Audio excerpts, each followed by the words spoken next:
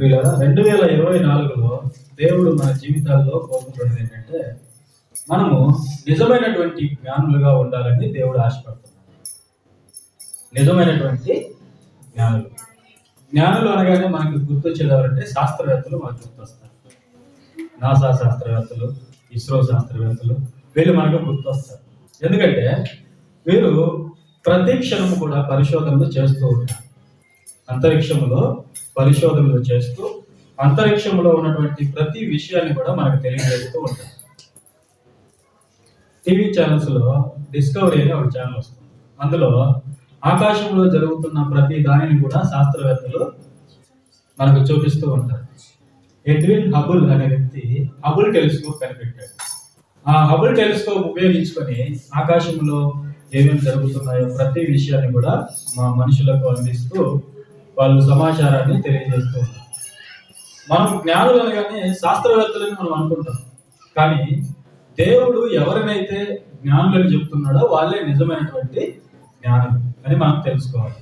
దేవుడు లేడని చెబుతున్నది ఈరోజు ఎక్కువ శాతం మంది ఎవరంటే శాస్త్రవేత్తలే. ఈ మధ్య కాలంలో స్టీఫెన్ విలియం హకింగ్ అనే శాస్త్రవేత్త మరణించాడు. అతను ఒక పుస్తకాన్ని రాశాడు, ద గ్రాండ్ డిజైన్ అనే పుస్తకాన్ని రాశాడు. ఆ పుస్తకంలో దేవుడు లేడనే సందేశాన్ని ప్రపంచానికి చెప్పాడు. ఈ సృష్టి వెనకాల దేవుడు లేడు, ఈ సృష్టి వెనకాల ఎవరు కూడా లేరు, ఇది కేవలం మనుషుల యొక్క ఊహ, మనుషులను భయపెట్టడానికి మనుషులు పనినటువంటి ఒక కుట్ర ఈ దేవుడు అనేది అని తన మనసులో ఉన్నటువంటి ఆ సందేశాన్ని బయట పెట్టాడు. అయితే అతను ఈ మధ్య కాలంలో చనిపోయాడు. చనిపోయే ముందు ఏం చెప్పాడంటే దేవుడు ఉన్నాడని ఒప్పుకొని చనిపోయాడు. చార్లెస్ డార్విన్ సిద్ధాంతం కూడా మనకు తెలుసు, ఆ శాస్త్రవేత్త కూడా మనకు తెలుసు. ఆయన జీవ పరిణామ సిద్ధాంతాన్ని ప్రవేశపెట్టాడు. మనిషి కోతి నుండి వచ్చాడని సమాజానికి ఒక తప్పుడు సందేశాన్ని ఇచ్చాడు. దాన్నే ఈరోజు సమాజం అంతా కూడా ఫాలో అవుతుంది. అతను ఒక క్రైస్తవుడు, బైబిల్ పాఠశాలలో బైబిల్ని అభ్యసించినటువంటి శాస్త్రవేత్త, దేవుని సేవకుడు కావాలని బైబిల్ని చదివినవాడు. అయితే చివరికి ఎలా మారిపోయాడంటే మనిషి కోతి నుండి వచ్చాడు అనే సిద్ధాంతాన్ని ఈ ప్రపంచానికి ప్రవేశపెట్టాడు. అయితే అతను కూడా చనిపోయే ముందు మరణ పడకలో ఉన్నప్పుడు అతను ఇచ్చినటువంటి సాక్ష్యం ఏంటంటే, నేను యవన వయసులో ఉన్నప్పుడు, నేను జీవించి ఉన్నప్పుడు నేను తప్పు చేశాను, దేవుడు లేడని ఒక అబద్ధాన్ని ఈ ప్రపంచానికి చెప్పి నేను నమ్మించాను, అయితే దేవుడు ఉన్నాడు అని మరణ పడకలో ఉన్నప్పుడు అతను ఎప్పుడూ బైబిల్ చదివేవాడట. ఆదికాండం 1వ అధ్యాయం సృష్టి నిర్మాణం గురించి బైబిల్ చదువుతూ ఉండేవాడట, మనసులో పశ్చాత్తాపడుతూ ఉండేవాడట.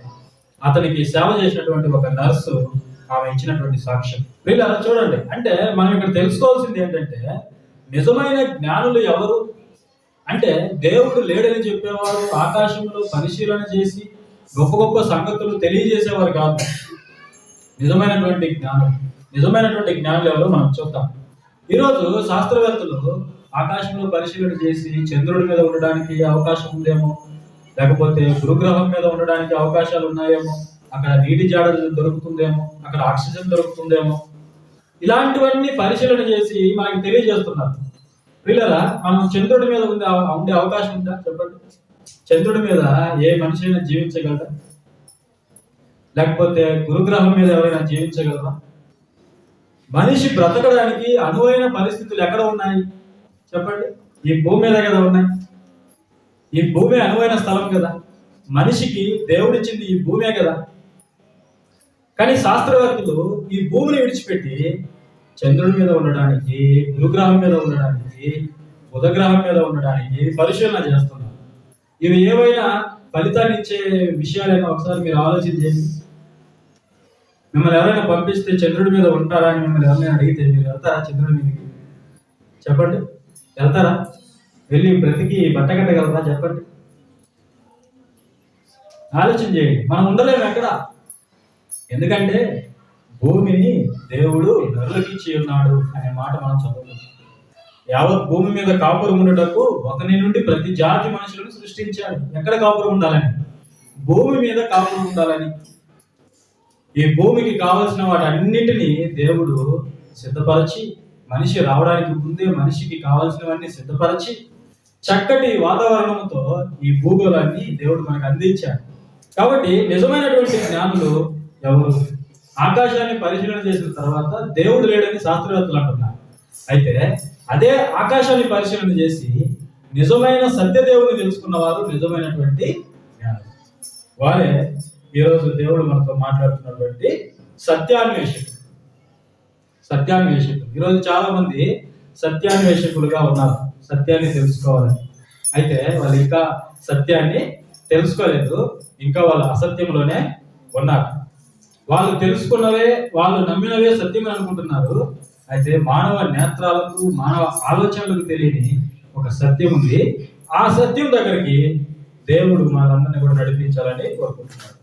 చూడండి, నిజమైనటువంటి జ్ఞానులు ఎవరు? దేవుడు ఎవరిని జ్ఞానులు అన్నాడో తెలుసుకుందాం. మత్తయి సువార్త 2వ అధ్యాయము ప్రారంభం నుండి నేను చదువుతాను. 1వ వచనం నుండి 11వ వచనం వరకు ఈరోజు మనం ధ్యానం చేసుకుందాం. రాజైన హేరోదు దినముల యందు యూదయ దేశపు బెత్లెహేములో యేసు పుట్టిన పిమ్మట ఇదిగో తూర్పు దేశపు జ్ఞానులు యెరూషలేమునకు వచ్చి. ఇక్కడ దేవుడు కొంతమంది గురించి జ్ఞానులు అనే మాట ఉపయోగించాడు. చూడండి, జ్ఞానులు అంటున్నాడు దేవుడు. దేవుడే ఒక వ్యక్తిని ధన్యుడనంటే అతను ధన్యుడు. దేవుడే ఒక వ్యక్తిని గొప్పవాడనంటే ఆ వ్యక్తి నిజంగా గొప్పవాడు. దేవుడు ఎవరినైతే జ్ఞానులని అన్నాడో వాళ్ళు నిజమైనటువంటి జ్ఞానులని మనం గుర్తుపెట్టుకోవాలి. వాళ్ళే నిజమైనటువంటి జ్ఞానులు, వాళ్ళే నిజముగా సత్యాన్వేషకులు. దేవుడు ఇక్కడ ప్రస్తావించిన ఈ జ్ఞానులు సత్యాన్వేషకులు. వీళ్ళు అంటే సత్యం అనేది తెలుసుకోవాలి. ఈ ప్రపంచంలో సత్యం అనేది ఉన్నది, నిజం అనేది ఉన్నది. అది మనుషులకు తెలియదు, దాన్ని మనం పరిశీలన చేయాలి. ఆ నిజమైనటువంటి దేవుణ్ణి తెలుసుకోవాలి అనే తపన కలిగిన వాళ్ళు సత్యాన్వేషకులు. అడ్జస్ట్ అయిపోయే వాళ్ళు సత్యాన్వేషకులు కాదు. ఉన్నదానితో తృప్తి పడే వాళ్ళు, ఉన్నదానితో రాజీ పడే వాళ్ళు సత్యాన్వేషకులు కాదు. నా తల్లిదండ్రులు నమ్మిన వారే నిజమైన దైవమని అనుకొని రాజీ పడే వాళ్ళు సత్యాన్వేషకులు కాదు. మన పితరులు నమ్మినదే సత్యమని అడ్జస్ట్ అయిపోయే వాళ్ళు సత్యాన్వేషకులు కాదు. ఈరోజు మనుషులు సృష్టిలో ఉన్నటువంటి వాటిని ఆరాధిస్తూ సత్యదేవుడిని తెలుసుకోలేక సత్యాన్వేషకులని పేరు పెట్టుకుని కేవలం జీవిస్తున్నారు. అయితే నిజమైన దేవుణ్ణి తెలుసుకోవాలి అనే తపన కలిగిన వ్యక్తి, పరిశీలన కలిగినటువంటి వ్యక్తి ఎవరైతే ఉన్నారో వారికి దేవుడు ఎప్పుడూ కూడా దగ్గరగా ఉన్నారు. ఎవరైతే నిజమైనటువంటి దేవుణ్ణి వెతకాలని ఆశ కలిగి ఉంటారో దేవుడు వారికి దొరుకుతారు. లేకపోతే దేవుడు దొరికే అవకాశము లేదు. మనలో ఆ కోరిక ఉండాలి, నిజమైనటువంటి దేవుణ్ణి తెలుసుకోవాలి, సత్యాన్ని తెలుసుకోవాలనే తపన మనలో ఉన్నప్పుడు ఆ సత్యాన్ని దేవుడు మనకు తెలియజేస్తాడు. చూడండి, యేసు పుట్టిన పిమ్మట ఇదిగో తూర్పు దేశపు జ్ఞానులు యెరూషలేమునకు వచ్చి. వీళ్ళు యెరూషలేముకు వచ్చారు. ఎలా వచ్చారు? దేవుడు వారిని జ్ఞానులు అన్నాడు. వాళ్ళు యెరూషలేముకి ఎలా వచ్చారు? ఎవరు వారికి మార్గాన్ని చూపించారు అంటే ఒక తార, ఆకాశంలో ఒక నక్షత్రం వారికి మార్గాన్ని చూపించింది. ఈరోజు శాస్త్రవేత్తలు పరిశీలన చేస్తూ నక్షత్ర మండలాన్ని కనిపెట్టారు. నక్షత్రాల మీద నిరంతరం పరిశోధనలు చేస్తున్నారు. అయితే దేవుడు వారి గురించి జ్ఞానం చెప్పలేదు. నిజంగా ఆకాశాన్ని పరిశీలన చేస్తే మనకు దేవుడు ఎవరో తెలిసిపోతుంది. ఆకాశము దేవుని యొక్క మహిమను వివరిస్తుంది. ఆకాశంలో ఉన్న ప్రతి వస్తువు కూడా దేవుని యొక్క మహిమను ప్రజ్వలింపజేస్తున్నాయి. అయినప్పటికీ కూడా మనుషులు దేవుణ్ణి తెలుసుకోవడం. అయితే అదే ఆకాశంలో ఒక నక్షత్రం కదలడం చూశారు, ఒక నక్షత్రం అలా వెళ్ళడం చూశారు. ఒకే మార్గములో పయనించటము ఈ సత్యాన్వేషకులు, జ్ఞానులుగా పిలువబడిన ఈ వ్యక్తులు చూశారు. చూసి ఏదో వింత సంభవించింది, ఏదో ఒక గొప్ప వ్యక్తి పుట్టాడు, ఎవరో ఈ లోకములో ఉద్భవించారు అనే ఉద్దేశంతో ఆ నక్షత్రాన్ని వెంబడించడం ప్రారంభించారు. ఆ రోజు మొదలుపడి ఆ నక్షత్రాన్ని వెంబడిస్తూ వాళ్ళు యెరూషలేముకి వచ్చారు. వచ్చిన తర్వాత ఏమంటున్నారు చూడండి, 2వ వచనంలో, యూదుల రాజుగా పుట్టినవాడు ఎక్కడ ఉన్నాడు? తూర్పు దిక్కున మేము ఆయన నక్షత్రమును చూచి ఆయనను పూజింప వచ్చితమని చెప్పిరి. వాళ్ళు జ్ఞానులు ఎలా అయ్యారు? ఈరోజు మనం జ్ఞానులు ఎలా అవుతాం? మనం జ్ఞానులు అవ్వాలంటే శాస్త్రవేత్తలుగా మారవలసినటువంటి అవసరత లేదు. హబుల్ టెలిస్కోప్ పట్టుకొని ఆకాశాన్ని పరిశీలన చేయవలసినటువంటి అవసరత మనకు లేదు. చంద్రుడి మీదకి వెళ్ళవలసిన అవసరత మనకు లేదు. గ్రహాల మీదకి వెళ్ళవలసిన అవసరత మనకు లేదు. ఈ మధ్య కాలంలో సూర్యుడి దగ్గరికి కూడా వెళ్ళడానికి ప్రయత్నాలు చేస్తున్నారు శాస్త్రవేత్తలు. సూర్యుడి దగ్గరికి వెళ్తే ఏమవుతుంది? మాడి మసైపోతుంది. అంతేనా కదా? చూడండి, ఇలాంటి ప్రయోగాలు మనకు అవసరం లేదు. అయితే దేవుడు మనల్ని ఉచితంగా జ్ఞానములు చేయడానికి ఇష్టపడుతున్నాడు. ఉచితంగా దేవుడు మనకు కూడా ఒక సాధనం ఇచ్చాడు. శాస్త్రవేత్తల చేతిలో ఉన్నది హబుల్ టెలిస్కోప్. మన చేతిలో ఉన్నది ఏంటో తెలుసా? మనం సులభంగా జ్ఞానులుగా పిలువబడడానికి ఆకాశంలో జరుగుతున్న మన జీవితాలకు అవసరమైన ప్రతి విషయాన్ని తెలుసుకోవడానికి దేవుడు మనకు ఒక సాధనం ఇచ్చాడు. అదే దేవుని యొక్క గ్రంథం. ఈ బైబిల్ని పరిశీలన చేస్తే ఆకాశంలో ఏముందో మనకు తెలిసిపోతుంది. శాస్త్రవేత్తల కంటే గొప్ప విషయాలు మనకు తెలుస్తాయి. శాస్త్రవేత్తల కంటే గొప్ప విషయాలు మనకు తెలుస్తాయి. శాస్త్రవేత్తలు చంద్రుడి మీద ఉండాలని అనుకుంటున్నారు. అయితే ఇదే బైబిల్ పట్టుకొని మనం చంద్రుడి మీద ఉండలేమని మనం చెప్పగలం. ఇప్పుడు వాళ్ళకంటే మనకి గొప్ప విషయాలు తెలిసాయో తెలియలేదు? చెప్పండి, తెలిసాయో తెలియలేదా? తెలిసాయి. అలాగే ఆకాశంలో నిగూఢమైన ఎన్నో రహస్యాలు, మన జీవితాలకు అవసరమైనటువంటి ఎన్నో సత్యాలు దేవుడు ఈ యొక్క గ్రంథములో పొందుపరిచి మనకిచ్చాడు. వీటిని తెలుసుకోవడం ద్వారా, వీటిని అధ్యయనం చేయడం ద్వారా, వీటిని వెంబడించడం ద్వారా మనం నిజమైనటువంటి జ్ఞానులుగా మారగలం. చూడండి, వాళ్ళు ఎందుకు జ్ఞానులు అయ్యారంటే ఆ నక్షత్రాన్ని వెంబడించిన తర్వాత వాళ్ళకు ఒకటి అర్థమైంది. అది యెరూషలేములోనే ఆగింది. అప్పుడు వాళ్ళు తెలుసుకున్నారు, యూదులకు రాజు పుట్టాడు. ఒక వ్యక్తి పుట్టాడు. ఆ వ్యక్తి మామూలు వ్యక్తి కాదు, అతను యూదులకు రాజు.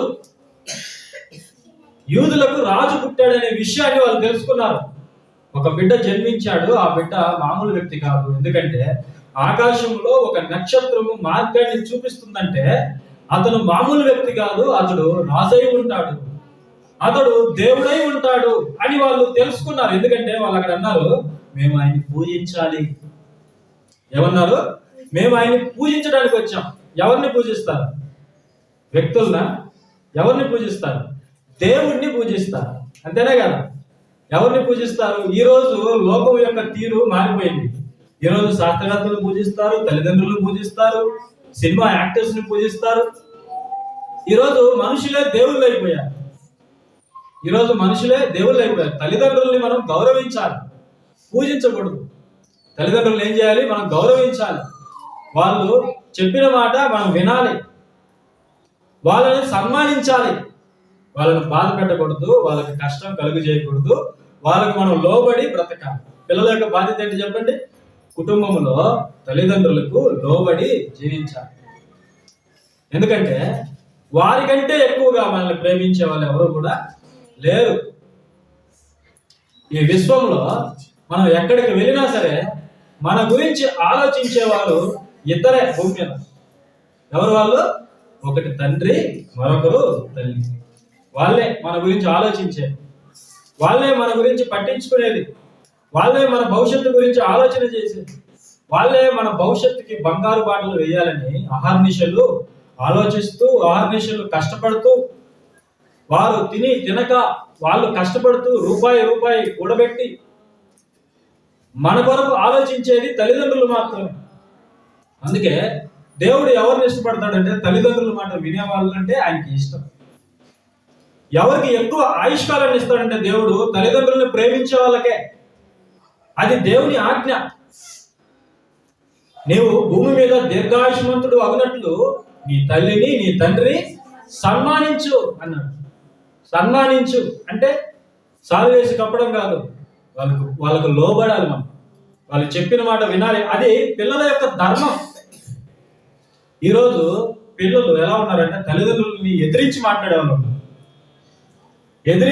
వాళ్ళు ఉన్నారు, తిరగబడే వాళ్ళు ఉన్నారు, చాలా మంది కొట్టిన వాళ్ళు కూడా తల్లిదండ్రులని ఉన్నారు. అలాంటి వాళ్ళ జీవితాలు గుర్తుపెట్టుకోండి, అర్ధాంతరంగా ముగిసిపోతాయి. వాళ్ళ జీవితం శాపంలోనికి వెళ్ళిపోతుంది. తల్లిదండ్రుల్ని కొట్టడమా, తల్లిదండ్రుల్ని తిట్టడమా? అసలు వాళ్ళు లేకపోతే నీకు జీవితమే లేదు. వాళ్ళు లేకపోతే మనకు మనుగడే లేదు. ఆలోచన చేయండి. కని పెంచి పెద్ద చేసి ఎంత కష్టపడతారో తెలుసా తల్లిదండ్రులు. పిల్లలకి ఏదైనా అనారోగ్యం వచ్చిందంటే అది రాత్ర పగలనే తేడా తెలియదు వాళ్ళకి. అప్పుడప్పుడే అర్ధరాత్రి అయినా సరే వెంటనే వాళ్ళని హాస్పిటల్కి తీసుకుని వెళ్తారు. ఎన్నిసార్లు తల్లిదండ్రులు మిమ్మల్ని కాపాడాలో గుర్తు చేసుకోండి. మీరు పిల్లలుగా ఉన్నప్పుడు ఈరోజు పెద్దవాళ్ళని తల్లిదండ్రులు ఎదిరించేవాళ్ళు, తల్లిదండ్రుల్ని కొట్టేవాళ్ళు, బూతులు మాట్లాడేవాళ్ళు. ఆలోచన చేయండి ఒకసారి. దేవుడు చూస్తూ ఊరుకుంటాడా? చెప్పండి. నీ తల్లిదండ్రులు నిన్ను ప్రేమిస్తున్నారు కాబట్టి వాళ్ళు నిన్నేమి అనలేకపోవచ్చు, వాళ్ళు నిన్నేమి చేయలేకపోవచ్చు. కానీ పరలోకమందు ఉన్నటువంటి దేవుడు చూస్తూ ఊరుకుంటాడా? చెప్పండి. ఆయన న్యాయాధిపతి. ఆయన దగ్గర చాలా జాగ్రత్తగా ఉండాలి. పిల్లలు కుటుంబంలో తల్లిదండ్రులకు లోబడి జీవించాలి, వారిని సన్మానించాలి. అయితే ఇక్కడ చెప్తున్నాడు, మేము ఆయనను పూజింపవచ్చితిమి. ఎవరిని పూజిస్తారు చెప్పండి? ఒకవేళ లోక సంబంధమైనటువంటి రాజు అయితే పూజించే అవసరం లేదు. పూజించడం అనేది ఒక దేవుడికే ఉపయోగించే మాట. ఈరోజు ప్రతి వాళ్ళు దేవుడు అయిపోయారు. మనుషులే కొంతమందిని దేవుళ్ళుగా చేసుకున్నారు, వాటి యందు భయభక్తులు కలిగి ఉన్నారు. అయితే వాళ్ళు జ్ఞానులా? చెప్పండి. మనుషులను దేవుళ్ళుగా పూజించే వాళ్ళు జ్ఞానులా? లేకపోతే వారికంటూ సొంత దేవుళ్ళను చేసుకొని వాళ్ళ యందు భయభక్తులు కలిగిన వారు నిజమైనటువంటి జ్ఞానులా, సత్యాన్వేషకులా? కాదు. ఇక్కడ చెప్తున్నాడు, ఎవరైతే నిజమైనటువంటి దేవుణ్ణి తెలుసుకుంటారో వాళ్ళే నిజమైనటువంటి జ్ఞానం. వాళ్ళకి ఒక విషయం అర్థమైంది ఏంటంటే, ఆకాశంలో ఒక నక్షత్రము దారి చూపిస్తుందంటే ఆ వ్యక్తి సామాన్యమైన వాడు కాదు, ఆ నక్షత్రాలను సృష్టించిన వాడని వాళ్ళు గ్రహించారు. అందుకే వాళ్ళు జ్ఞానులుగా పిలువబడుతున్నారు. చూడండి, యూదుల రాజుగా పుట్టినవాడు ఎక్కడ ఉన్నాడు? యెరూషలేముకు వచ్చి హేరోదు దగ్గరికి వచ్చి యూదుల రాజుగా పుట్టినవాడు ఎక్కడ ఉన్నాడు? ఇక్కడ ఒక విషయం తెలుసుకున్నారు. పుట్టినటువంటి యేసు ప్రభు ఆయన మామూలు వ్యక్తి కాదు, రాజు అని వాళ్ళు తెలుసుకున్నారు. వాళ్ళు రాజు అని తెలుసుకున్నారు. అయితే యేసు ప్రభు ఇప్పుడు రాజా? నిజంగా రాజా ఆయన? చాలా మంది క్రైస్తవ్యంలో యేసు రాజుగా వచ్చుచున్నాడని పాట పాడుతున్నారు. యేసు రాజుగా వస్తాడు. మరి వచ్చినప్పుడు రాజు కాదు ఆయన? 2000 సంవత్సరాల క్రితం ఈ భూమి మీద పుట్టాడు కదా, అప్పుడు రాజు కాదా? కాదనే కదా దాని అర్థం. ఒకవేళ రాజుగా పుట్టాడని మనం పాట పాడితే ఓకే, రారాజు పుట్టాడనే పాట మనం మన పిల్లలు డాన్స్ చేశారు, ఆ పాటకు న్యాయం ఉంది. ఎందుకంటే ఆయన రారాజు పుట్టాడని పాడుతున్నారు. అయితే కొంతమంది ఇంకా రాజుగా రాలేదు, రాజుగా రాబోతున్నాడని పాట పాడుతున్నారు. అంటే వాళ్ళందరూ యేసు ప్రభుని రాజుగా నమ్మడం లేదు. మరి వాళ్ళు జ్ఞానులా? చెప్పండి. వాళ్ళ జ్ఞానులు కాదు, దేవుడు చెబుతున్న జ్ఞానులు కాదు. పుట్టినటువంటి యేసు 2000 సంవత్సరాల క్రితం పుట్టినటువంటి యేసు రాజు అని నువ్వు తెలుసుకోవాలి. అప్పుడే నువ్వు జ్ఞానివి, లేకపోతే నీవు జ్ఞానివి కాదు. నీవు పాటలు పాడినా ప్రయోజనము లేదు. వీళ్ళు తెలుసుకున్నారు, యూదుల రాజుగా పుట్టినవాడు ఎక్కడ ఉన్నాడు? పుట్టినవాడు రాజేనా? ఒక మాట మనం చూద్దాం. మత్తయి సువార్త 21వ అధ్యాయం 5వ వచనం చూడండి. మత్తయి సువార్త 21వ అధ్యాయము 5వ వచనములో, ఇదిగో నీ రాజు సాత్వికుడై గాడిదను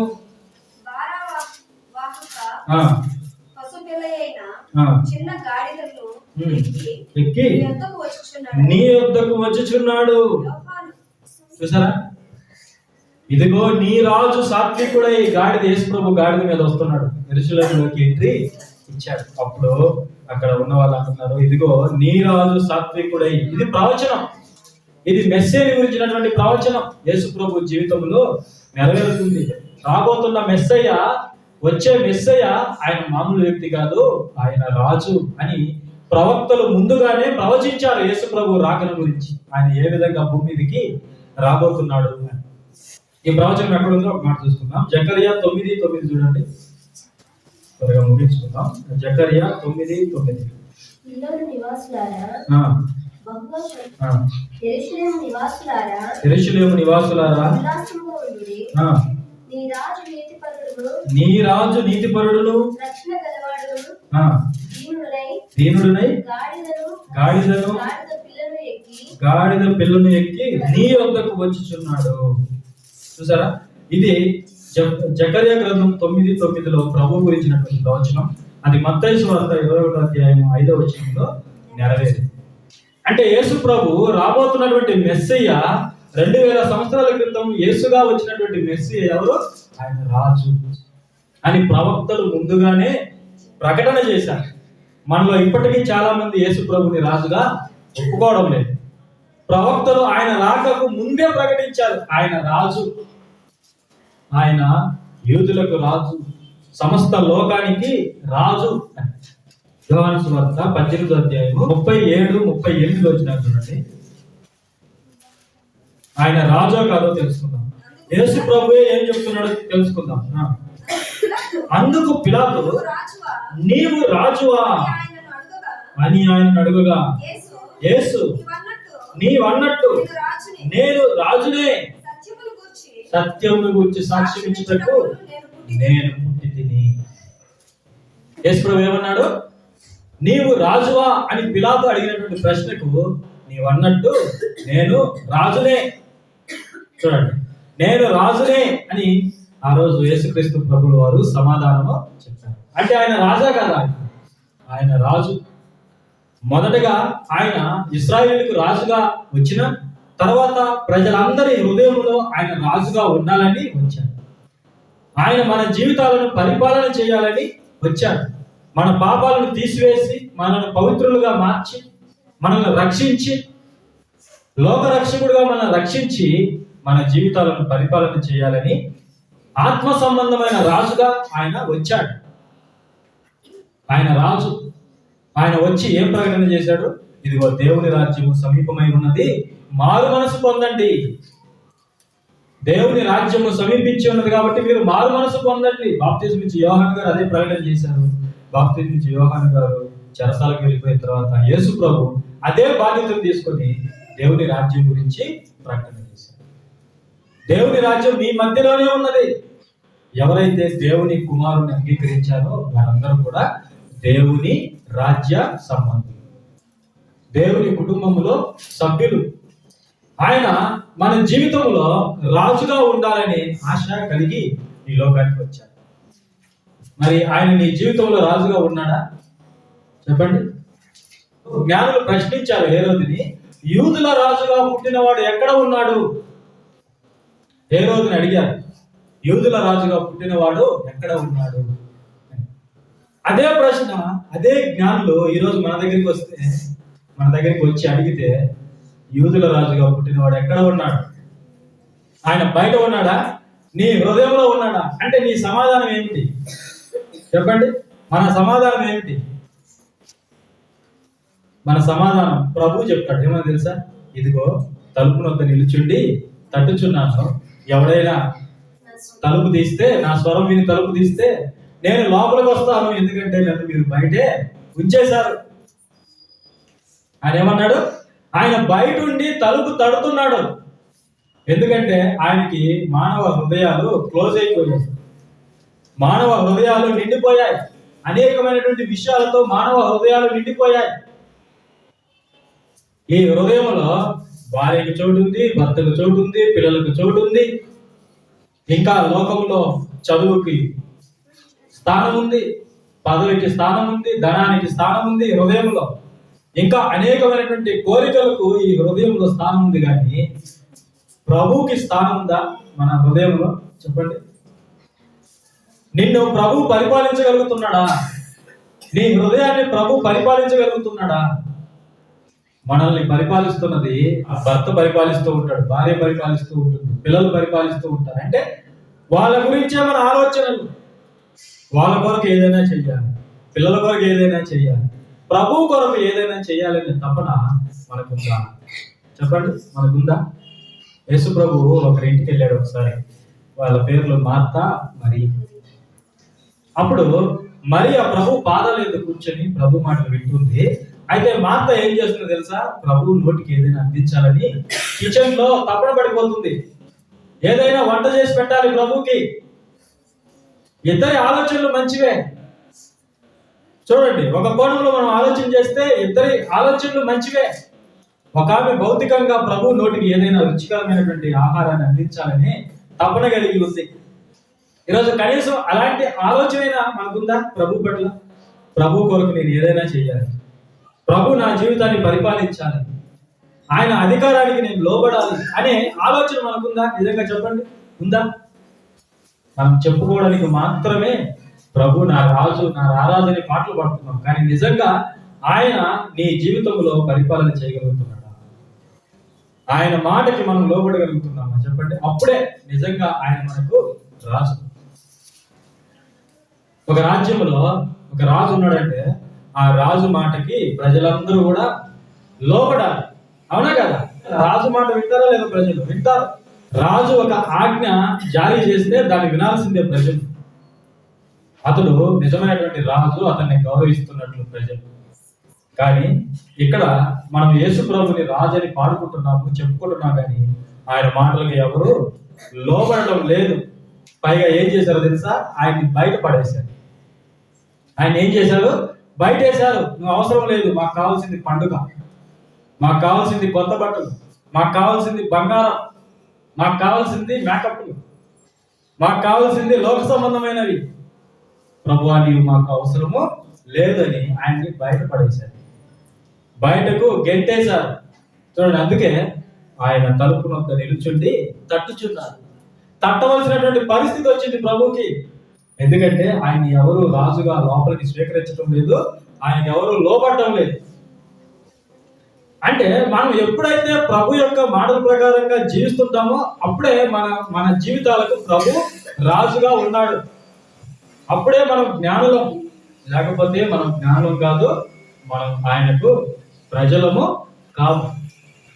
చూడండి, మనం ఇంకా యేసు ప్రభుని రాజుగా గుర్తించడంలోనే ఉన్నాము, కానీ ఆ జ్ఞానులు ఆల్రెడీ వాళ్ళు గుర్తించేశారు. యూదుల రాజుగా పుట్టినవాడు ఎక్కడ ఉన్నాడు? అదే ప్రశ్న మనం అడిగితే ఏ సమాధానం చెప్పాలి? మనం నా హృదయంలో ఉన్నాడు ప్రభు, నా జీవితాన్ని నడిపిస్తున్నది ప్రభు అని మనం చెప్పగలిగినప్పుడే మన జీవితాలను ప్రభు పరిపాలిస్తున్నాడు. తర్వాత చూడండి, మూడవ వచనము, హేరోదు ఈ సంగతి విన్నప్పుడు అతనితో కూడా యెరూషలేము వారందరూ కలవరపడిరి. హేరోదు అక్కడ వచ్చిన వాళ్ళందరూ కూడా, ఆయన సభలో ఉన్న వారందరూ కూడా కలవరపడ్డారట. ఎందుకు? నేను రాజుగా ఉంటే మరొక రాజు పుట్టాడు, నాకు పోటీగా మరొక రాజు వచ్చాడు. అందరిలో కలవరం. యేసు పుట్టుకతో ఆ హేరోదు రాజులో, ఆయన దగ్గర ఉన్నటువంటి ఆ పెద్దలు అందరిలో కూడా కలవరం బయలుదేరింది. ఎవరిని బట్టి కలవరం చెప్పండి? యేసుని బట్టి కలవరం. ఈరోజు ప్రపంచంలో ఎవరిని బట్టి కలవరం అంటే యేసుని బట్టి కలవరం. ప్రపంచాన్ని వణికిస్తున్న పేరేంటో తెలుసా? యేసు అనే పేరు. అధికారులను సైతం నిద్ర లేకుండా చేస్తున్నది ఎవరో తెలుసా? యేసు అనే పేరు. కలవరం బయలుదేరింది, అందరిలో కలవరం బయలుదేరింది. ఎందుకంటే రాజు పుట్టాడు, యేసు అనే వ్యక్తి పుట్టాడు. లోకమంతా కూడా ఆయన్ని వెంబడిస్తుంది. అందుకే శాస్త్రులు, పరిసయ్యులు యేసుని చంపాలని చూశారు. ఈరోజు ఎక్కడ చూసినా సువార్త ప్రకటింపబడుతుంది. ఎంతో మంది మారిపోతున్నారు, ఎంతో మంది యేసుని వెంబడిస్తున్నారు, ఎంతో మంది యేసుని సొంత రక్షకునిగా, తమ రాజుగా, తమ దేవుడిగా అంగీకరించి పూజిస్తుంటే చాలా మంది చూడలేక ఈర్ష్యతో, కపటంతో నిండుకొని ఎలాగైనా సరే ఈ క్రైస్తవులు లేకుండా చేయాలి, యేసు మీద ఎలాగైనా సరే బురద చల్లాలి, ఆయన మీద తప్పుడు ప్రచారాలు చేయాలి అని చాలా మంది ఈరోజు బయలుదేరారు. అందుకే ఒకడొచ్చి యేసు ప్రభు దేవుడు కాదంటాడు, ఒకడొచ్చి యేసు ప్రభు పెళ్ళయిందంటాడు, ఒకడేమో యేసు ప్రభు ఇండియాకి వచ్చాడంటాడు. నోటికి వచ్చినట్లుగా ఆయన మీద బురద జల్లుతూనే ఉన్నారు. అయితే తెలియని విషయం ఏంటో తెలుసా? ఆయన మీద ఎంత బురద జల్లితే అంతగా ప్రజలు ఆయన్ని నమ్ముతారు. ఇది ఈ అజ్ఞానులకు తెలియటం లేదు. అందుకే క్రైస్తవుల మీద దాడులు చేస్తూ ఉన్నారు. ఇప్పటికీ యేసు ప్రభు జీవితం మీద దాడి, క్రైస్తవుల మీద దాడి. ఎందుకంటే కలవరం బయలుదేరింది వాళ్ళు. మమ్మల్ని విడిచిపెట్టేస్తున్నారు, అధికారులను విడిచిపెట్టేస్తున్నారు, యేసు అనే వ్యక్తిని వెంబడిస్తున్నారు, యేసు అనే వ్యక్తిని పూజిస్తున్నారు. అందరూ యేసే కావాలనుకుంటున్నారు. క్రైస్తవ సేవకుడు వాక్యానికే విలువిస్తాడు, క్రీస్తుకే విలువిస్తాడు. క్రైస్తవులు వాక్యానికే విలువిస్తారు, ప్రభువుకే విలువిస్తారు. అందుకే ప్రపంచ ప్రజల్లో కలవరం బయలుదేరుతుంది. ఈ మతోన్మాదుల గుండెల్లో కలవరం బయలుదేరింది. వీళ్ళని ఎలాగైనా సరే లేకుండా చేయాలి, యేసు మీద ఎలాగైనా సరే బురద జల్లి ఆయన జీవితాన్ని చెడ్డగా చిత్రీకరించి ఆయనకు దూరం చేయాలని చాలా మంది కంకణం పట్టుకొని ప్రతిరోజు పని చేస్తున్నారు సోషల్ మీడియా. ఆయన మీద బోధ చల్లడమే వారి పని. యేసు ప్రభు 3.5 సంవత్సరాల పాటు సేవ చేస్తే ఈ శాస్త్రులు పరిసయ్యులు ఆయన మీద పడి ఏడ్చారు. ఎందుకంటే లోకమంతా కూడా ఆయన్ని వెంబడిస్తుంది. ఆయన అద్భుతాలు చేస్తున్నాడు, మహత్కార్యాలు చేస్తున్నాడు, చనిపోయిన వాళ్ళని లేపుతున్నాడు, గొప్ప గొప్ప ప్రేమ కలిగినటువంటి మాటలు చెబుతున్నాడు, చెడిపోయిన కుటుంబాలను నిలబెడుతున్నాడు, ఆదరిస్తున్నాడు, అనారోగ్యంతో ఉన్న వాళ్ళని బాగు చేస్తున్నాడు, ప్రజలందరినీ అక్కుని చేర్చుకుంటున్నాడు, ఆయన దగ్గర ఉన్న ప్రేమను అనేకులకు పంచుతున్నాడు. అందరూ ఆయన్ని వెంబడించడం ఎక్కువైపోయింది. అప్పుడు శాస్త్రులు పరిచయం అందరూ కూడా ఎలాగైనా సరే ఈ యేసుని లేకుండా చెయ్యాలి అని కుట్ర పడ్డారు. చంపడానికి చూశారు, చివరికి చంపారు. అయినా ఏం జరిగింది? దేవుని రాజ్యం అంతరించిపోయిందా? దేవుని రాజ్యం నాశనమైందా? కాలేదు. ఇంకా దినదినము పెరుగుతూనే ఉంది. హేరోదులో కలవరం బయలుదేరింది. నేను రాజుగా ఉంటే మరొక రాజు పుట్టడమా? అప్పుడు ఏం చేశాడు? కుట్ర చేశాడు. ఏం చేశాడు చూడండి ఒకసారి. మనము 6వ వచనాన్ని మనం చూస్తే, అంతటా హేరోదు ఆ జ్ఞానులను రహస్యంగా పిలిపించి ఆ నక్షత్రము కనబడిన కాలం వారి చేత పరిష్కారంగా తెలుసుకొని, మీరు వెళ్ళి ఆ శిశువు విషయమై జాగ్రత్తగా విచారించి తెలుసుకొనగానే నేను వచ్చి ఆయనను పూజించినట్లు ఈ వర్తమానం తెండని చెప్పి వారిని బెత్లెహేమునకు పంపాడు. ఒక కుట్ర పన్నాడు. ఏంటా కుట్ర? ఇదిగో మీరు తెలుసుకున్న తర్వాత ఆ బాలుడి దగ్గరికి వెళ్ళి అతను ఎక్కడ ఉన్నాడో నాకు వర్తమానం తెలియజేయండి. ఎందుకు? మీరు ఆ వర్తమానం తెచ్చిన తర్వాత నేను కూడా వచ్చి యేసుని పూజిస్తాను అంటున్నాడు. నిజంగా ఈ హేరోదు యేసుని పూజించేవాడేనా? చెప్పండి, పూజించేవాడేనా? క్రీస్తు పుట్టాడు అని తెలియగానే అక్కడ ఉన్న వాళ్ళు మీకా గ్రంథంలో ఉన్న ప్రవక్త వచనాన్ని చెప్పిన వెంటనే, మీకా ప్రవక్త చెప్పిన వచనాన్ని చెప్పిన వెంటనే అర్థమైపోయింది, క్రీస్తు పుట్టాడు, మెస్సియ పుట్టాడు. అర్థమైన వెంటనే ఈ హేరోదు ఏం చేశాడు తెలుసా? చంపడానికి కుట్ర పన్నాడు, ప్లాన్ వేశాడు. మనసులో అప్పుడే ప్లాన్ వేశాడు, ఎలాగైనా సరే ఈ యేసుని సంహరించాలి. వాళ్ళతో ఏమంటున్నాడు తెలుసా? ఇదిగో మీరు తెలుసుకున్న వెంటనే నాకు చెప్పండి, నేను వచ్చి ఆయన్ని పూజిస్తాను. బయటికి పూజిస్తానని చెప్తున్నాడు, కానీ హృదయంలో ఏముంది? యేసుని చంపాలి, యేసుని చంపాలి. ఈరోజు ప్రపంచ ప్రజలు కూడా, అనేక మంది మతోన్మాదులు కూడా ఆలోచన చేస్తున్నారు ఏంటి తెలుసా? యేసు అనగానే క్రైస్తవుల దగ్గరికి వస్తే యేసు గురించి గొప్పగా చెప్తారు. ఏదైనా మైక్ తీసుకోగానే యేసు ప్రభు గురించి గొప్పగా చెప్తారు. ఏదైనా సభల్లో, క్రైస్తవుల సభల్లో యేసు ప్రభు గురించి గొప్పగా చెప్తారు. కానీ పక్కకు వెళ్ళిపోయి, బయటికి వెళ్ళిపోయి ఏం చేస్తారు తెలుసా? చర్చి మీద దాడులు, క్రైస్తవుల మీద దాడులు. చూడండి, ప్రజలు చూడడానికి యేసు గొప్పవాడని, ఆయన దేవుడని, ఆయన మాకందరికి మార్గదర్శని మాట్లాడతారు చాలా మంది మైక్ పట్టుకుంటే. కానీ పక్కకి వెళ్ళిపోయిన తర్వాత వాళ్ళ అధికారాన్ని ఉపయోగించుకొని చర్చిల మీద దాడులు, క్రైస్తవుల మీద దాడులు చేయడం లేదా చాలా మంది చేస్తున్నారు. వాళ్ళందరూ ఎవరంటే హేరోదు సంబంధులు. హేరోదు కూడా అంతే చెప్తున్నాడు, ఇదిగో ఆయన రాజు, నాకు కూడా తెలుసు, నేను కూడా పూజిస్తాను, నేను కూడా ఆయన ఆరాధిస్తాను. అయితే మీరు నా దగ్గరికి వర్తమానము తీసుకుని రండి. చూడండి, హేరోదు మనసే ఈరోజు చాలా మందిలో ఉన్నది. యేసు గురించి గొప్పగా మాట్లాడినా బయటికి వెళ్ళిపోయి ఆ యేసు మనుషులను లేకుండా చేయడానికి చూస్తున్న వాళ్ళు చాలా మంది ఉన్నారు. అయితే దేవుని రాజ్యానికి ఎవరు తోడుగా ఉన్నారో? దేవుడు తోడుగా ఉన్నాడు. తర్వాత చూడండి, తర్వాత చివరిగా ఒక మాట చూసుకొని మనం ముగించుకుందాం. 9, 10, 11 వచనాలు నేను చదువుతాను. వారు రాజు మాట విని బయలుదేరిపోతుండగా, ఇదిగో తూర్పు దేశమున వారు చూచిన నక్షత్రము ఆ శిశువుని చోటికి మీదుగా వచ్చి నిలిచే వరకు వారికి ముందుగా నడిచెను. వారు ఆ నక్షత్రమును చూచి అత్యానంద భరితులై ఇంటిలోనికి వచ్చి తల్లి అయిన మరియను ఆ శిశువును చూచి సాగిలపడి ఆయనను పూజించి తమ పెట్టెలు విప్పి బంగారమును, సాంబ్రాణిని, బోలమును కానుకలుగా ఆయనకు సమర్పించింది. ఈరోజు నువ్వు జ్ఞానిగా మారాలంటే ఆ జ్ఞానులు మనకు చూపిస్తున్న మార్గం ఏంటో తెలుసా? నువ్వు ఎవరిని పూజించాలో నీకు చెప్తున్నాడు. ఎవరిని పూజించాలో నీకు చెప్తున్నారు ఈ జ్ఞానులు. వాళ్ళు చూపించిన వ్యక్తిని నువ్వు పూజిస్తే నీవు కూడా జ్ఞానివే, నీవు కూడా సత్యాన్ని వేసివే, నీవు కూడా నిజంగా సత్యాన్ని తెలుసుకున్నవాడివే, నిజంగా సృష్టికర్తను తెలుసుకున్నవాడివే.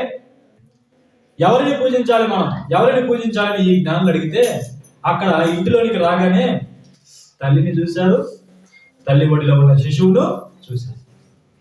అయితే వాళ్ళు ఎవరిని పూజించారని రాయబడింది? మరియ తల్లిని పూజించారా లేకపోతే యేసును పూజించారా? వాళ్ళు యేసును పూజించారు, మరియ తల్లిని పూజించలేదు వాళ్ళు. ఈరోజు చాలా మంది క్రైస్తవులు మరియమ్మ తల్లిని దేవుడిగా చేసేసారు, మనిషిని దేవుడిగా చేసేసారు. వాళ్ళ అజ్ఞానం ఎంత తారాస్థాయికి చేరిపోయిందంటే వాళ్ళు ఇచ్చే సమాధానం ఏంటి తెలుసా? దేవుడే మరియమ్మని ఎన్నుకున్నాడు, ఈ మరియమ్మ దేవుణ్ణే కన్న స్త్రీ కాబట్టి యేసు ప్రభు కంటే ఈమె గొప్పది అన్నట్లుగా వీళ్ళు భావిస్తూ దీన్ని ఏమంటారంటే ఓవర్ యాక్షన్ అంటారు. దీన్ని ఏమంటారు? Over action. మరియమ్మ తల్లిని కావాలని కోరుకున్నది ప్రభు. ఆమె నీతిమంతురాలు, ఆమె కన్య కాబట్టి, ఆమె పరిశుద్ధముగా జీవిస్తుంది కాబట్టి, ఆమె గొప్ప భక్తురాలు కాబట్టి ప్రభు ఈ లోకానికి రావడానికి ఆమెను ఒక పాత్రగా ఎన్నుకున్నాడు. ఆమె కాకపోతే మరొకరిని ఎన్నుకుంటాడు దేవుడు. దేవునికి పెద్ద విషయం కాదది. ప్రభు ఆమె ద్వారా ఈ లోకానికి వచ్చినందుకు ఆమెను ప్రపంచం అంతా కూడా గౌరవిస్తుంది. ఆమెను గౌరవించాలి. ఆమె స్త్రీలలోనే ఆశీర్వదింపబడినది. అయితే పూజించకూడదు, ఆమె దేవుడు కాదు.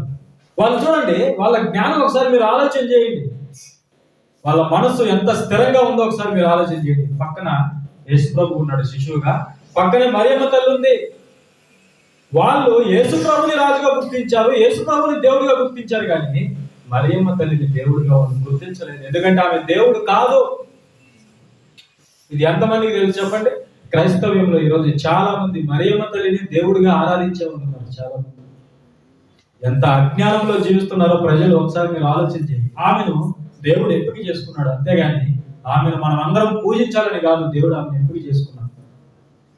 దేవుడు తన సొంత కుమారుణ్ణి ఎందుకు ఈ లోకానికి పంపించాడంటే మనం అందరం కూడా ఆయన్ని దేవుడిగా గుర్తించాలని, రాజుగా గుర్తించాలని, ఆయన్నే మనం ఆరాధించాలని, ఆయన్నే మనం పూజించాలని దేవుడు తన సొంత కుమారుణ్ణి ఈ లోకానికి పంపించాడు. ఇప్పుడు చెప్పండి, మనం ఎవరిని పూజించాలి, ఎవరిని ఆరాధించాలి? ఈరోజు క్రైస్తవ్యంలో కూడా ఎలాంటి వాళ్ళు తగలబడ్డారంటే యేసు ప్రభు దేవుడు కాదని వాళ్ళు, ఆయనకి ప్రార్థన చేయకూడదనే వాళ్ళు. ఏంటో క్రైస్తవ్యంలో విచిత్రమైనటువంటి ప్రసంగికులు బయలుదేరారు. బైబిల్ పట్టుకొని కూడా యేసు ప్రభు దేవుడు కాదని అంటున్నారంటే వాళ్ళు ఇంకా ఎంత అజ్ఞానంలో ఉన్నారో ఒకసారి మీరు ఆలోచించండి. యూట్యూబ్ ఒకసారి ఓపెన్ చేస్తే ఎన్నో ప్రసంగాలు యేసు ప్రభు దేవుడు కాదు, ఆయనకి ప్రార్థన చేయకూడదు, ఆయన సృష్టికర్త కాదు. ఈ జ్ఞానుల కంటే గొప్పవాడువా నువ్వు? చెప్పండి, ఈ జ్ఞానుల కంటే గొప్పవాడువా? ఈ జ్ఞానులే యేసు ప్రభుని దేవుడిగా పూజించారు. ఆయన సృష్టికర్తని వాళ్ళు తెలుసుకున్నారు. ఆది యందు వాక్యం ఉండిన వాక్యము దేవుని యందు ఉండిన వాక్యము దేవుడై ఉండెను. కలిగి ఉన్నది ఏదియో యేసు లేకుండా కలగలేదు. శిశువుగా పుట్టినటువంటి యేసుక్రీస్తు ప్రభు ఆ నక్షత్రము యొక్క మార్గాన్ని చూసి వాళ్ళు ఏమనుకున్నారు తెలుసా? ఈ నక్షత్రాన్ని సృష్టించిన వాడే లోకానికి వచ్చాడు, ఈ విశ్వాన్ని సృష్టించిన వాడే లోకానికి వచ్చాడు అని ఆయన దేవుడిగా గుర్తించి దేవుడిగా పూజించాడు. మన జీవితాల్లో మనం ఎవరిని పూజించాలో తెలుసా? యేసుక్రీస్తుని మాత్రమే పూజించాలి. మనం ఎవరి కొరకు ఎక్కువగా జీవిస్తున్నామో వారిని మనం పూజించినట్టు, వారిని మనము ఆరాధించినట్టు. ఇప్పుడు మనం ఎవరిని ఎక్కువగా ప్రేమిస్తున్నాం, ఎవరి కోసం ఎక్కువగా ఆలోచిస్తున్నాం, ఎవరి కొరకు ఎక్కువగా మనం పనిచేస్తున్నాం? చెప్పండి, ఎవరి కోసం? ధనం కోసం చాలా మంది పనిచేస్తున్నారు. అంటే వారి దేవుడు, వారు పూజిస్తున్నది ధనాన్ని. చాలా మంది క్రైస్తవులకు సినిమాలంటే చాలా ప్రాణం. మీ అభిమాన హీరో ఎవరంటే హీరో పేర్లు చెప్తుంటారు. అంటే వాళ్ళు ఆరాధిస్తున్నది ఎవరిని వాళ్ళు ఆరాధిస్తున్నది? Cinema hero. ఈ మధ్యకాలంలో కొంతమంది యూత్ సలార్ సినిమాకి వెళ్ళి క్రిస్మస్ చేశారట. సినిమా థియేటర్లో క్రిస్మస్ చేశారట. చూడండి క్రైస్తవులు ఎలా ఉన్నారో చూడండి, క్రైస్తవ యవనస్తులు ఎలా మారిపోయారో చూడండి. బిగ్ బాస్ షో కోసం ఇద్దరు క్రైస్తవులు కొట్టుకున్నారు న్యూస్ చూడండి. అంటే క్రైస్తవులు ఎలా మారిపోతున్నారో చూడండి. అంటే మీ రాజు ఎవరు, మీ దేవుడు ఎవరు, మీరు ఎవరిని పూజిస్తున్నారు? ఈరోజు క్రైస్తవుల సమాధానము సినిమా హీరోలు, బిగ్ బాస్ షోలో ఉండేవాళ్ళు, జబర్దస్త్ షోలో ఉండేవాళ్ళు. అవునా కదా? ఆలోచన చేయండి. అందుకేనా దేవుడు తన సొంత కుమారుని ఈ లోకానికి పంపించాడు? అందుకేనా? మానవ హృదయాలను పరిపాలించాలని, మనకు దేవుడిగా ఉండాలని, ఆయన్ని మనం పూజించాలని దేవుడు తన సొంత కుమారుడిని ఈ లోకానికి పంపించాడు. తన సొంత కుమారుడు ఎవరో తెలుసా? సాక్షాత్తు దేవుడే. ఆయనే ప్రభు అయిన క్రీస్తు. ఆయనే ప్రభు అయిన క్రీస్తు. తన కుమారుని గురించి ఏం చెప్తున్నాడో చివరిగా ఒక మాట చూసుకొని ముగించుకుందాం. హెబ్రీ పత్రిక 1వ అధ్యాయం 5 నుంచి చూడండి. 5 నుంచి తన కుమారుడు ఎవరో, తన కుమారుడు ఈ లోకానికి ఏమై ఉన్నాడో, ఎందుకు వచ్చాడో చెప్తున్నాడు. ఏలయనగా నీవు నా కుమారుడవు, నేను నేడు నిన్ను కని ఉన్నానని, ఇదియుగాక నేను ఆయనకు తండ్రినై ఉండును, ఆయన నాకు కుమారుడై ఉండును అని ఆ దూతలలో ఎవరితో నేను ఎప్పుడైనా చెప్పానా? చూడండి, యేసు ప్రభు గురించి తండ్రి చెప్తున్న మాట, ఆయన నా కుమారుడు, నేను కన్న కుమారుడు, నాలో నుండి వచ్చిన వాడు, నేను దేవుణ్ణి, నా కుమారుడు కూడా దేవుడు, నా కుమారుడు కూడా దేవుడే. ఈ మాట దేవదూతలతో చెప్పలేదు, ఆదాముతో చెప్పలేదు, మనుషులతో చెప్పలేదు, ఎవరితో కూడా దేవుడు చెప్పలేదు తన కుమారుడు గురించి. 2000 సంవత్సరాల క్రితం యేసు అనే నామకరణంతో ఈ లోకానికి వచ్చినటువంటి ప్రభు 2000 సంవత్సరాల క్రితం తన అద్భుతమైనటువంటి కార్యాలతో ఈ లోకాన్ని ఆశ్చర్యచకితులుగా చేసినటువంటి ఆ ప్రభు ఎవరో? సాక్షాత్తు తండ్రి సాక్ష్యం ఇస్తున్నాడు. ఆయన ఎవరో తెలుసా? నా కుమారుడు, నేను కన్న కుమారుడు, నాలో నుంచి వచ్చిన వాడు. ఆయన ఏమై ఉన్నాడు చూడండి. 7వ వచనంలో తన దూతలను వాయువులుగాను, తన సేవకులను అగ్ని జ్వాలలుగాను చేసుకునేవాడు అని తన దూతలను గురించి చెప్పుచున్నాడు. కానీ తన కుమారుని గురించి అయితే తన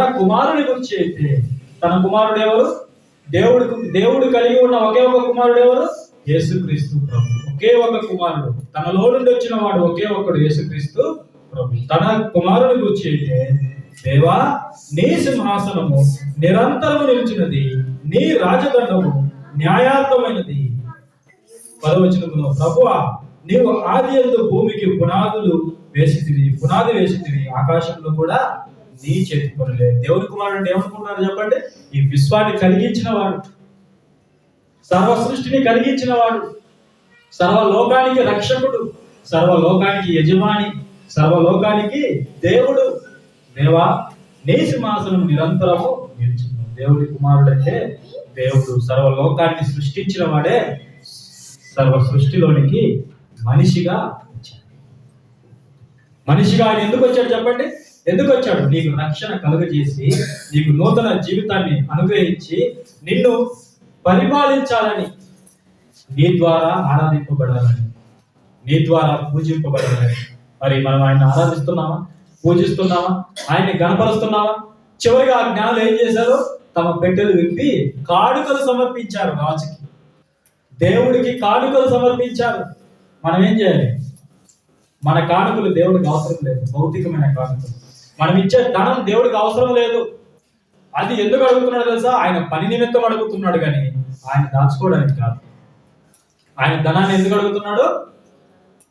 దాచుకోవడానికి కాదు, ఆయన పని నిమిత్తం. అయితే మనము దేవుడికి ఇవ్వవలసిన నిజమైన కానుక ఏంటో తెలుసా? మన జీవితాన్ని కానుకగా దేవుడికి సమర్పించాలి. మన జీవితాన్ని దేవుడికి, ప్రభుకి కానుకగా సమర్పించాలి.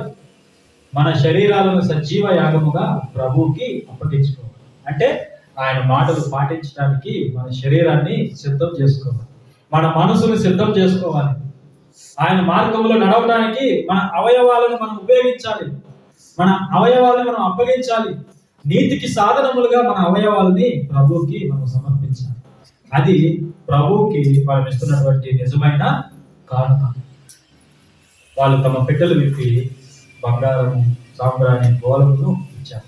మనమైతే మన జీవితాన్ని ప్రభువుకి అర్పించాలి. చూడండి, వాళ్ళు నిజమైనటువంటి జ్ఞానులు ఎలా అయ్యారంటే, సృష్టికర్తని వాళ్ళు తెలుసుకున్నారు, రాజు అని వాళ్ళు గుర్తించారు, చివరికి ఆయన్ని పూజించారు. వాళ్ళ విలువైనటువంటి కానుకలని ప్రభువుకి సమర్పించారు. మనం కూడా నిజమైన జ్ఞానులు ఎప్పుడవుతామంటే, మన జీవితంలో ప్రభువుని మనం తెలుసుకోవాలి, రాజుగా గుర్తించాలి, ఆయనను మనం పూజించాలి, మన జీవితాన్ని ఆయనకు కానుకగా సమర్పించాలి. అలా మనం జీవించినట్లయితే నిజంగా మనం ప్రభువుని గౌరవించాలి. ఓకే, ఆ విధంగా మనం ముందుకు వెళ్ళాలని కోరుకుంటూ చిన్న ఆత్మీయ సందేశాన్ని నేను ముగిస్తున్నాను.